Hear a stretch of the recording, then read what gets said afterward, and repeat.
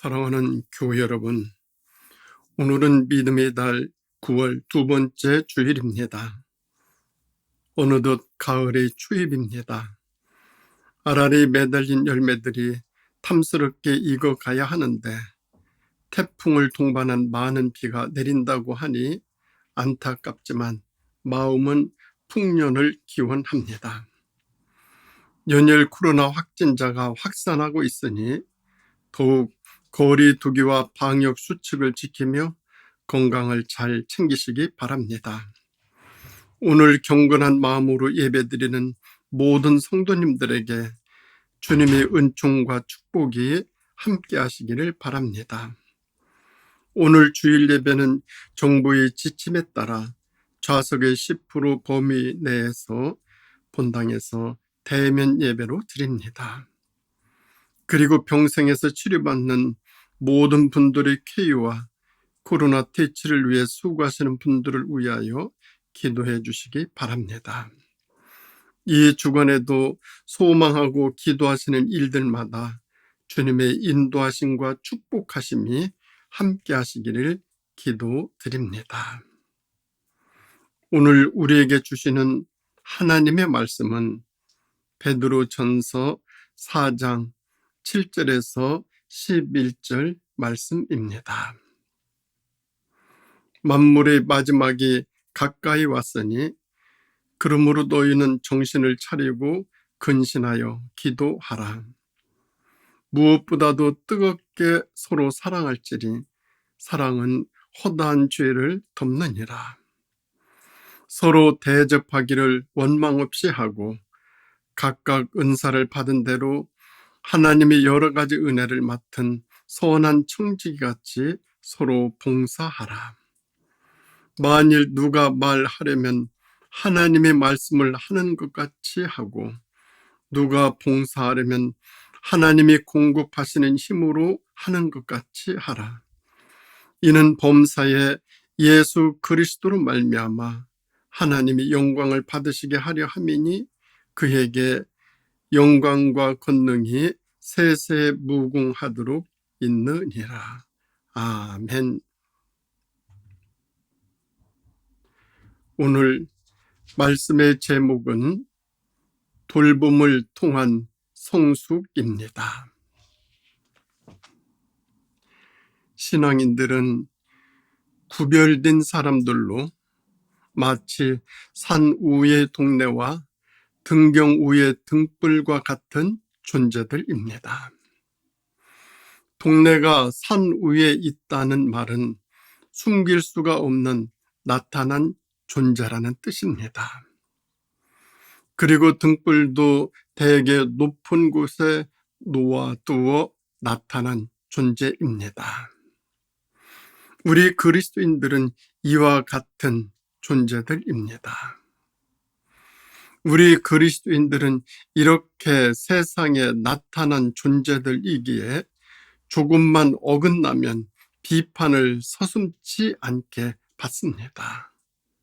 그것은 나타난 존재이고 역량을 발휘해야 하는 존재이기 때문에 그렇습니다. 그래서 이 세상에서 그리스도인은 하나님 백성으로 세상을 깨우치고 정신을 깨우치며 살아야 합니다. 그리고 누군가를 위해서 살아가야 하고 때로 필요하면 헌신도 하고 희생도 하며 살아야 합니다. 그 삶이 돌봄의 삶입니다. 그 삶의 내용이 본문에 몇 가지로 나와 있는데 첫째는 위로와 격려입니다. 이 세상에는 위로와 격려가 필요한 사람이 참으로 많습니다. 약함으로, 질병으로, 결핍으로 지친 사람들이 많이 있습니다. 지금 한창 갈등 문제를 가지고 고민하는 사람들도 참 많습니다. 고난당하는 사람들도 많습니다. 각종 무거운 정신적인 짐을 진 사람들도 있고 가난의 무거운 멍에를 메고 사는 사람들도 있습니다. 그들은 모두 위로와 격려가 필요한 사람들입니다. 제가 잘 아는 어느 목사님의 외아들이 수련회에 가서 물에 빠져 먼저 하늘나라로 갔습니다.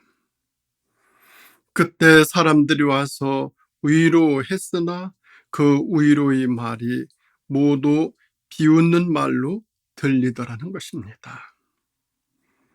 그런데 어느 목사님이 와서 위로하는데 그분은 와서 아무 말도 하지 않고 눈물만 흘리고 앉아 있다가 그냥 말없이 돌아가더라는 것입니다. 그 목사님도 몇 년 전에 아들을 잃은 목사님이셨습니다. 그분이 말 한마디 하지 않았지만 그의 위로가 진정한 위로가 되더라는 것입니다. 세상에서 가장 세련된 삶의 모습은 이렇게 위로하고 격려하는 삶입니다. 거기서 인간의 성숙함이 묻어 나옵니다. 본문 7절을 보면 만물의 마지막이 가까웠으니 그러므로 너희는 정신을 차리고 근신하여 기도하라고 하십니다. 그 말은 서로 격려하고 위로하기 위하여 뜨겁게 기도하라는 말씀입니다. 이것이 우리 그리스도인들이 해야 할 일입니다. 이 삶을 살아가는 것은 그리 큰 일은 아닙니다. 우리들이 마음만 열고 기도하면 얼마든지 가능한 일입니다. 우리 삶의 영역에 돌봄이 필요하신 분들 많이 계십니다. 고난을 당하는 사람, 실패해서 낭패를 당해서 큰일을 당해서 어려워하시는 분들입니다. 얼마나 외롭고 고독하겠습니까? 그들을 위로하고 격려하고 따뜻한 마음을 전하는 돌봄의 삶은 예수님의 삶을 실천하며 살아가는 삶입니다. 그 삶이 얼마나 멋지고 세련되고 따스한 삶입니까? 그 삶이 우리 그리스도인이 살아가야 할 삶의 모습입니다. 성숙한 인격에서 나오는 이 돌봄의 삶은 모두를 숙연하게 만듭니다.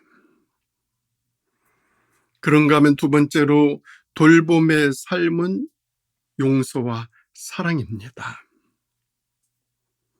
우리는 소극적으로 위로하고 격려하는 삶에 머물지 않고 더 나아가 용서하고 사랑하는 삶을 구현해야만 합니다.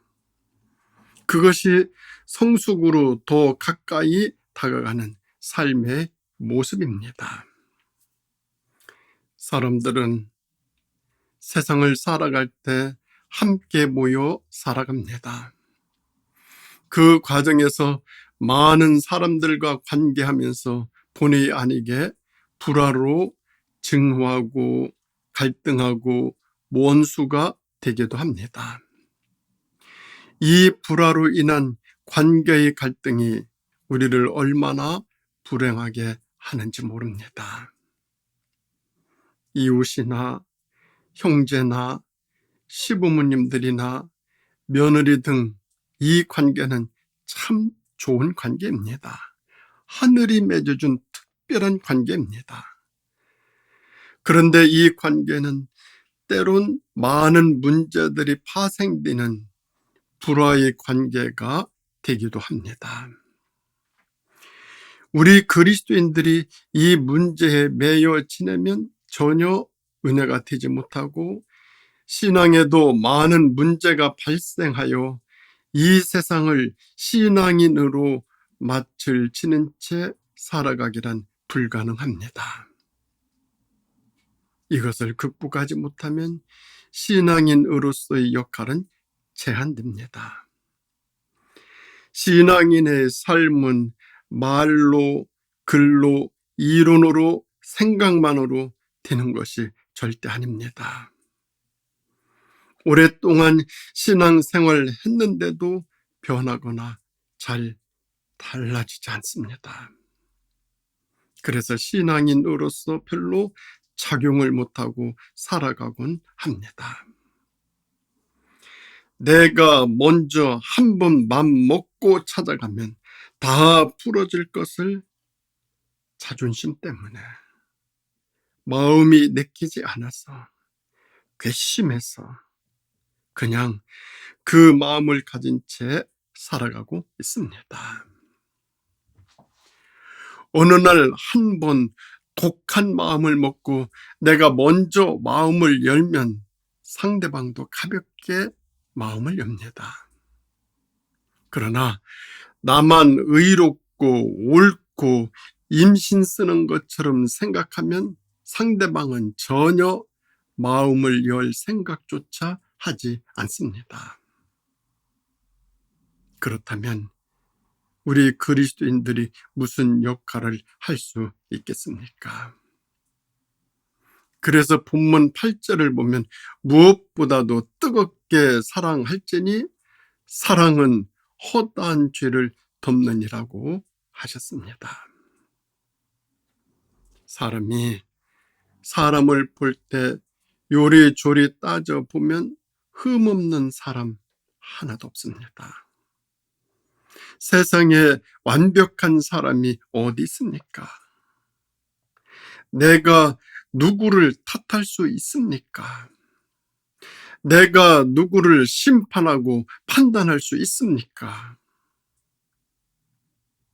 그러니까 성경은 서로 사랑하고 용서하라고 강권하고 계십니다. 그런데 이 삶이 참 어려운 삶입니다. 그래서 우리는 예수님의 삶을 흉내라도 낼 수 있어야 합니다. 그 흉내 내는 삶이 예수를 닮아가는 삶이고 그 삶이 돌봄의 삶입니다. 그리고 용서하고 사랑하는 삶입니다. 그 삶을 살아가는 것이 신앙인의 삶이고 신앙의 내용이고 신앙을 꽃피우는 삶입니다. 한번 해보십시오. 하나님께서 힘 주실 것입니다. 그리고 내가 먼저 나서서 문제를 풀면 모든 것이 해결되고 큰 은혜와 기쁨과 즐거움이 주어지게 될 것입니다. 그런가 하면 세 번째로 돌봄의 삶은 헌신입니다. 사람이 살아가는 데는 함께 모여 더불어 살아갑니다. 그 삶을 공동체라고 부릅니다. 사람은 이렇게 모여서 단체를 이루어 살고 가족을 이루어 살고 이웃을 이루어 살아갑니다. 그런데 그 삶에 꼭 필요한 요소가 하나 있습니다. 그것이 조화이고 협동이고 서로를 위해서 헌신하는 삶입니다. 그 삶이 모두를 기쁘게 하고 행복하게 하고 즐겁게 만듭니다. 그러기 위해서 서로 노력해야 하고 그 공동체를 부드럽게 운영해 나가는 지혜가 필요합니다. 그런데 그런 공동체의 삶을 살아가는데 서툰 사람들이 있습니다. 말을 서툴게 하고 판단과 처세를 서툴게 하고 행동을 생각 없이 하고 조화를 이루지 못하고 모나게 행동을 합니다. 어느 공동체를 가보아도 그런 사람들이 반드시 있습니다. 그런 사람들이 그 공동체를 불화하게 만들고 갈등하게 만듭니다. 그런데 깨진 공동체를 회복시키는 조화를 이루는 사람도 있습니다. 이런 은사를 가진 사람들이 많이 있으면 참 좋습니다.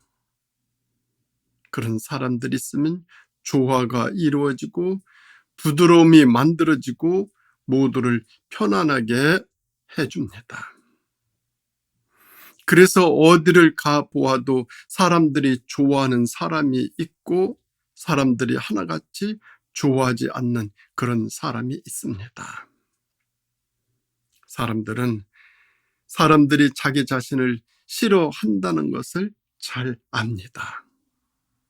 그러면 생각해 보아야 합니다. 사람들이 왜 나를 싫어하는가? 생각해보고 수정해야만 합니다. 그리고 그 공동체를 은혜롭고 부드럽게 운영되도록 자신도 힘쓰고 노력해야 합니다. 그것을 고치지 아니하면 외롭고 서툰 인생을 살아갈 수밖에 없습니다.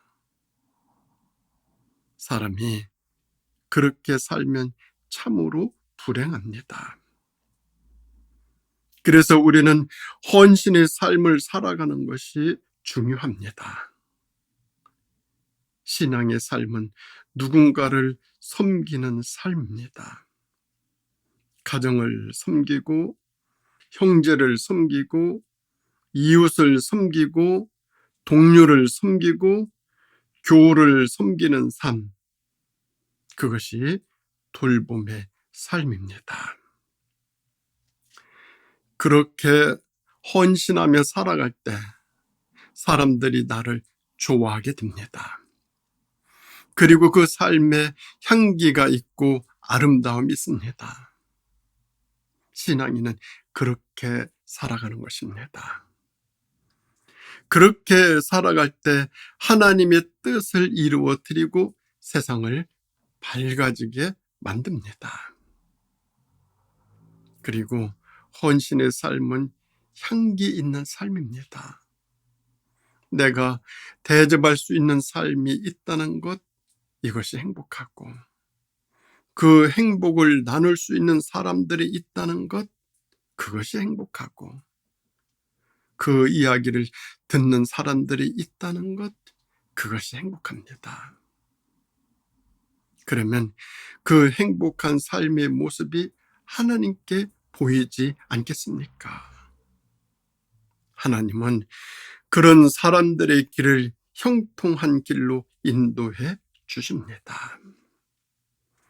그래서 우리는 지그시 참고 견디고 인내하며 주어진 헌신의 삶을 살고 때로는 희생의 삶도 살아가는 지혜로움이 반드시 있어야만 합니다.